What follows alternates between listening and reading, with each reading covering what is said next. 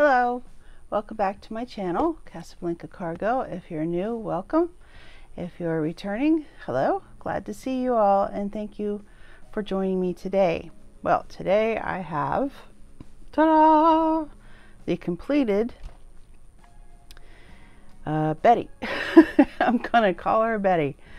This is my Flippity-Floppity, aka soft spine book. It can be a journal, it can be whatever you want it to be. So here's the cover, and it's made from recycled cardboard. That's the front. This is the spine, and I have used handmade beads along the spine and on the edges. It's three or four layers of cloth, and then this is the back. And on the covers I have made pockets, but these are outside hidden pockets instead of on the inside. So let's go through this. I'm going to be as methodical as I can be, which is not very much, but I'll try. Okay, so it measures at 8.5, and this way is 10, almost 10. I was going to call it 10. Let's call it 10. 8.5 by 10. This part here is 3 1/4 to 3 3 1/4. Okay, so you saw in my first video, part 1 of this, I had it was a long piece of cardboard that I had covered with book page, and then I decided I didn't want to use it as a sign in my laundry room, so I cut it down, and I used for this part here, these are handmade beads, but on the inside of it, or underneath all this, you'll see in the first part video I used one of these guys, a crocodile. I used a crocodile to make the holes. So I did them about half a space, or half an inch, I mean, apart, all along the cover, front and back. And then I decided that instead of doing it the way Melanie Sullivan does with the continuous, I think she calls it a chain stitch, I wanted to use my embroidery floss, and I wanted a whole bunch of different colors. So with every place there's a bead is a knot. Here, we'll open it up and I'll show you, so that it's a rainbow of colors. You know, the Roy G. Biv. Did you learn that in school? Red, orange, yellow, green, blue, indigo, violet. Roy G. Biv. And I still wanted to be able to see it on the outside, even though I then decided I wanted to use some of my handmade beads here. So when I sewed this, I pulled the thread through the needle, and I went down this way, not from up underneath, but from outside in, and I left 2 strands of the embroidery floss, a pretty long hunk of it, and then I went down and sewed as close to the same hole or knots, and I made knots underneath and pulled the thread up, and I made a knot underneath the bead, a couple of them probably, yeah, and then I put the bead on, and I slipped the thread on opposite sides through the bead, and then came out and tied a few knots at the top so I could still see the color of the thread. And this is, you know, hopefully it'll start to fray a bit and, you know, separate. It likes to separate, but for some reason it hasn't been doing that lately. And on the spine, then we'll talk about the fabric. This is on the top part of the fabric is Tim Holtz jelly roll electric elements that I had a few pieces left over, and so I sewed these two right sides together so that the wrong side of the fashion fabric is on the inside, and I sewed this in the middle with two sides. So that gave me about, they're 2.5 inches in width, so that when I have about 1/4 of an inch seam allowance in there sewed on the sewing machine, I used canvas, because in Melanie Sullivan's video she uses a canvas, like a artist canvas, and I don't have any of that, but I do have this. I have this. This is canvas paper. It's real canvas fabric. So I got this at Tuesday Morning. You know, I like paper. I like fabric. I thought, oh, I'll like this, but I never could figure out what I wanted to do with it. And it's got all these bright colors, which, you know, now my, you know, creative juices are flowing, and I think I know what I'm going to do with some of this. But I thought, well, I'll just use this for something to stabilize it, make it sturdier. So I took a piece of this, let me pull out, took a piece of this color and folded it in half, and I sewed my fashion fabric to the canvas. And here's the two lines where I sewed it together, and I also had sewed it on the ends, but then I ended up trimming that away, so that those bits are gone. And I didn't glue anything in the construction of the book.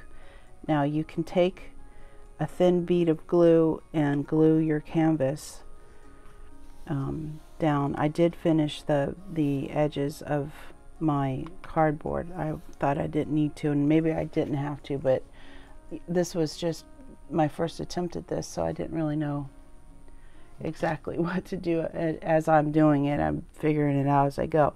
So you could run a bead down here and then glue your canvas down, but I didn't really see the point. I used my really big, well, I have clamps. You can clamp it, you know, and I put one section of the canvas on the inside, and then a section of the canvas, and then this has been, I forgot to tell you this was sewed to a piece of muslin to stabilize that, and then the fashion fabric, and they're all, I just clamped it down and it held really tight. And so then I just sewed, and I sewed, you know, I'm just sewing one knot at a time, so it's not a back and forth type of thing, and it wasn't jostling around, and that way it you know, I didn't have to use glue. So on the larger beads, then these are for the signatures inside the book. Okay, let me show you inside. So here is my Betty. She is very big. There's only 5 pages in each signature, but these were made from composition notebook paper. You can see that what they look like in the first video. And so the neat thing about the flippity floppity soft spine is that you can go like this. How cool is that? It just, I just love this thing. So this was my I guess my favorite page, and I didn't want to cover it, so that I didn't do anything to the front page. It says, "Go confidently in the direction of your dreams. Live the life you have imagined," by Henry David Thoreau. So I didn't do anything on this side either. This says, "You can never get a cup of tea large enough or a book long enough to suit me," C.S. Lewis. And this picture was just an image I found in a magazine that gives me inspiration in my outdoor space. All right, so this turned into, instead of just a journal, which I already have 3 of them that you know, I'm not big on journaling. I love making the journals, but it takes me some to remember to get back in there and journal, and I really do need to keep up with that more. So instead of being a journal, it is a ephemera journal folder. Not really a folder. What do you call it? The ephemera collector. I don't know. But I have taken my some of mine planner stickers that ended up, you know, when I've been using the planner stickers for my journals to decorate the pages, and I ended up with a whole bunch of random in the books, and so I started taking them out, and I thought, well, you know, I could put them into this thing, and so it evolved into the ephemera journal. I used page protectors, and I split them open. I'm going to do one. Let's see if I can do one in front of you here. I finally eventually came to this method where you can take more off on the side, but somehow you split it open. And I took the page and put because I had to sew on both sides. This is another thing. If you have your pages, if you just want to do one at a time and then put the pages together, I'm sure that would be a lot easier, but this was the method I used.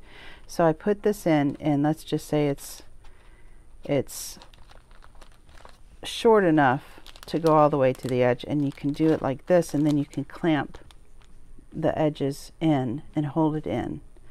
And then I just sewed around the page protector at the same time.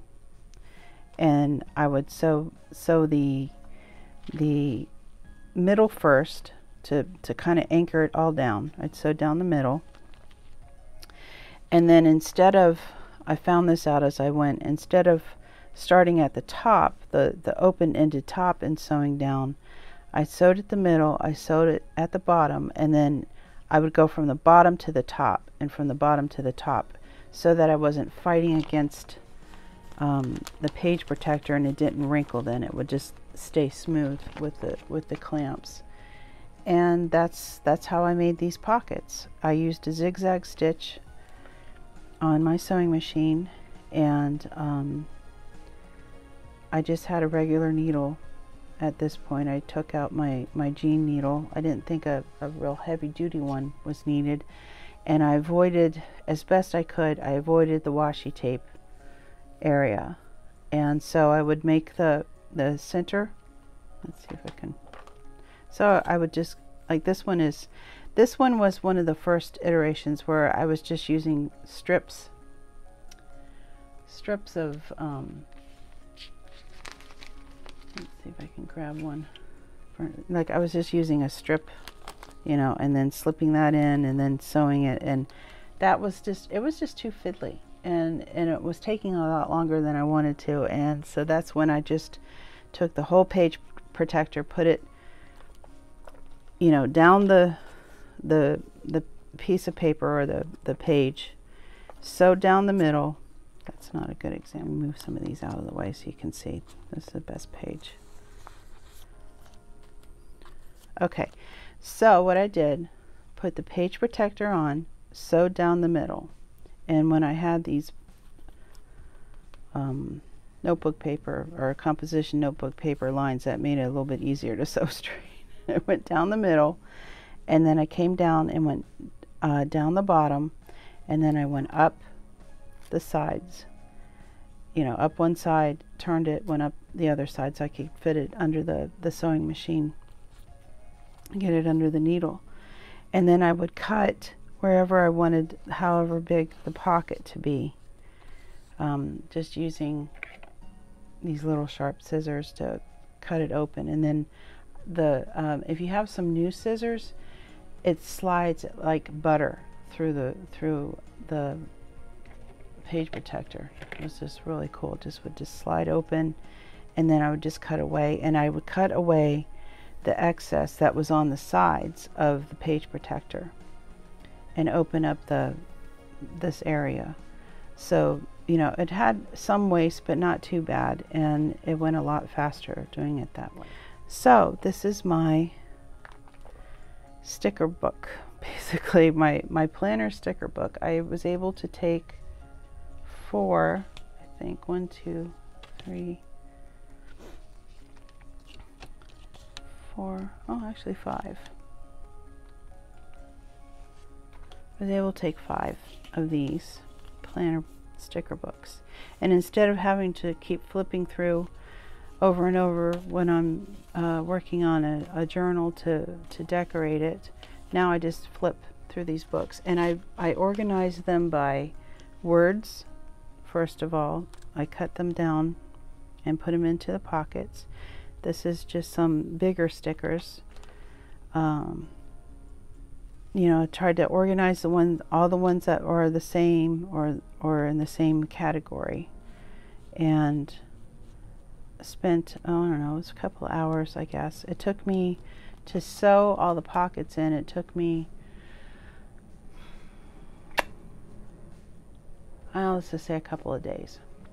You know, I'd sew till I didn't want to sew too long and then have, you know, problems physically, so I'd have to quit.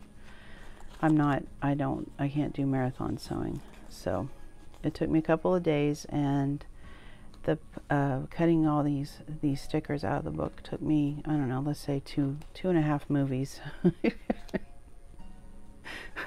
Just count it like that.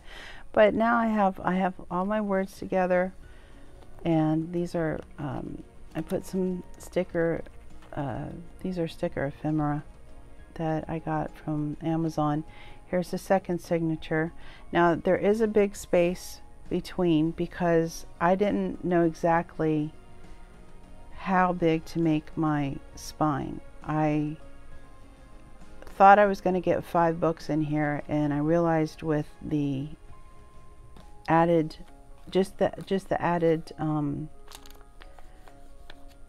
you know, page protectors in there, it was bulking up the signatures, and I wanted to be able for it to lie flat. So, and also I felt like if I cut this down and it's too short, then I'm not going to be able to open the book. So I left it at I think I said it was 6 inches or 5-inch spine at this point.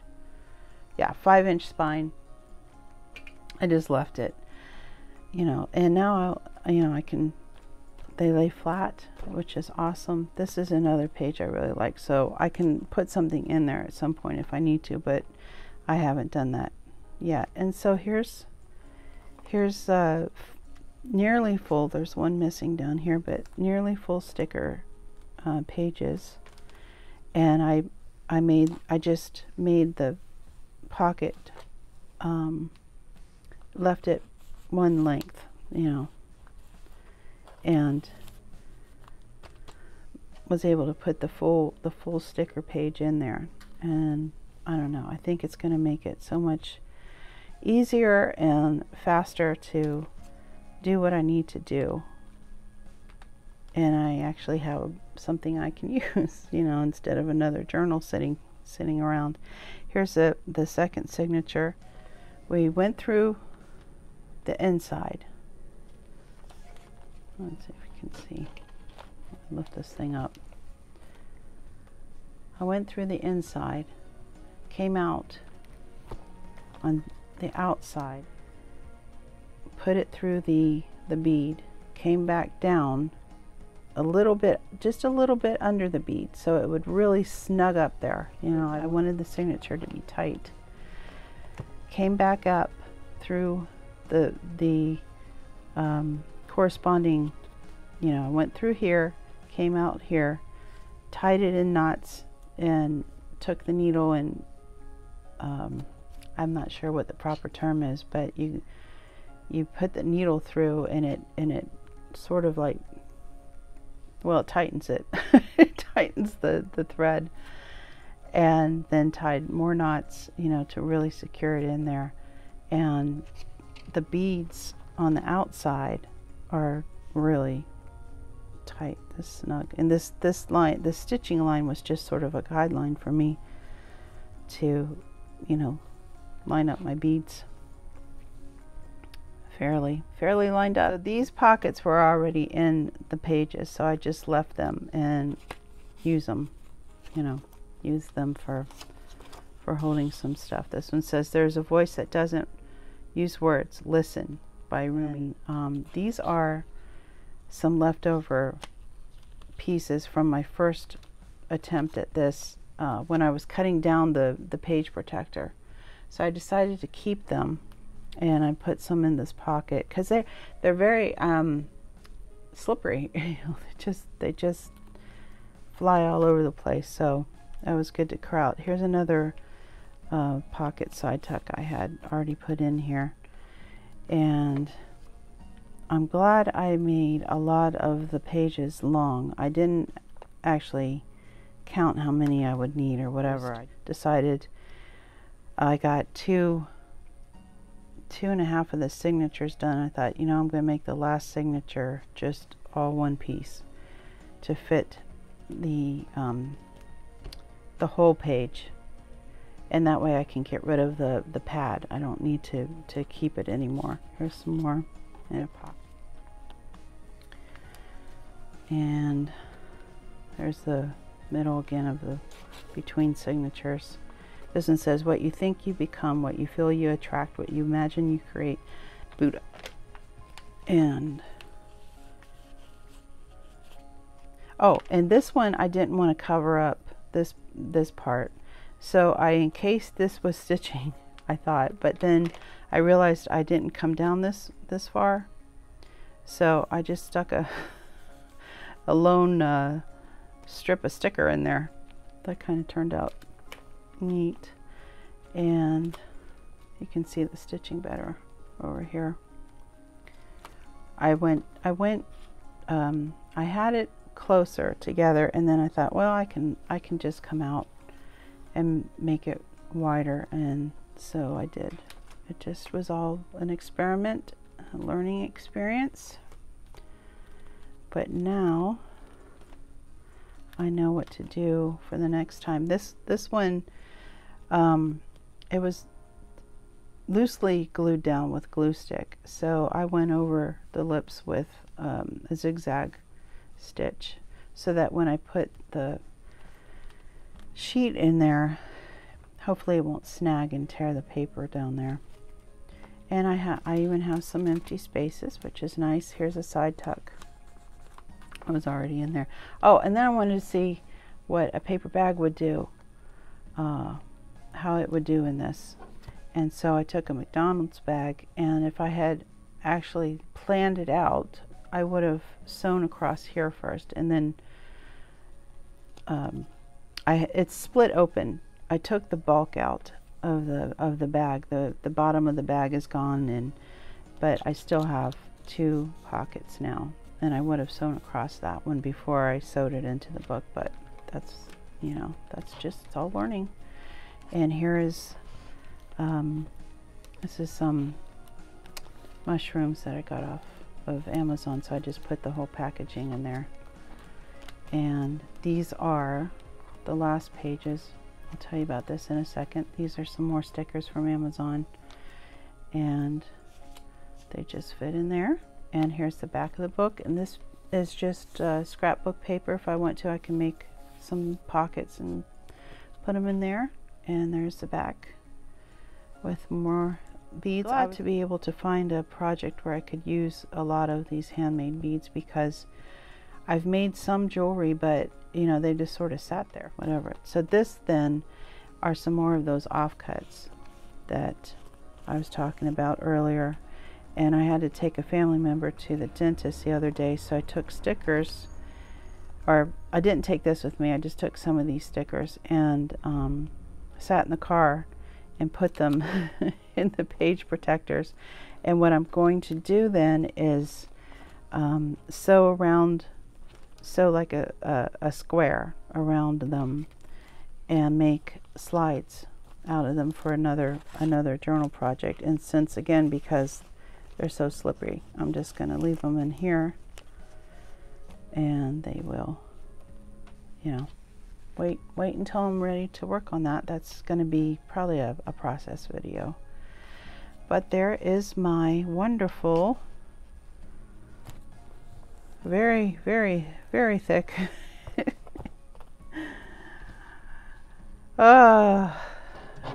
I'm so glad I was able to share this with you, and I hope you get a chance to do something like this. This part is just, it's so much fun to just, you know, the flippity floppity and the, you know, and it also, yeah, it can do this. I can turn it on its back. So if you use it as an actual journal, I mean, just imagine how great that would be. You know, you just turn it on its back. Like, I think that's one of the reasons why I like spiral notebooks, is because you can turn them on their backs. Well, you can do that with your own handmade flippity floppity if you want to. But it just oh, it's just awesome, and it lays out like, you know, I think it lays out even better than a binder, because it's flatter, you know, the pages turn easier. It's just, this is just awesome. But anyway, thank you for joining me today. Thank you for subscribing. When we hit 1,000, there's going to be a giveaway. So take care, and I will see you soon. Bye.